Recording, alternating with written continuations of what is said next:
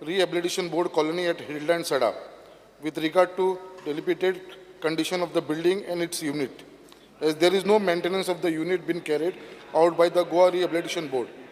The ceiling of the units are leaking and falling apart. There is no proper water, sewage is overflowing, water storage tanks are open, etc. Further, the ownership of the unit need to be transferred in the name of the LOT. Step government intend to take in this matter.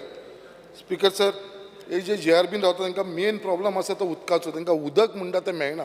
Speaker sir, हांव मागता हेजेर मातशें लक्ष, कित्याक chairman जो rehabilitation बोर्डाचो chairman आसा राजेश फळदेसाय, हेजेर already येवन सर थंय इन्स्पेक्शन केल्लेलें आसा, बट अजून पर्यंत हेजो सोल्युशन अजून पर्यंत जावना.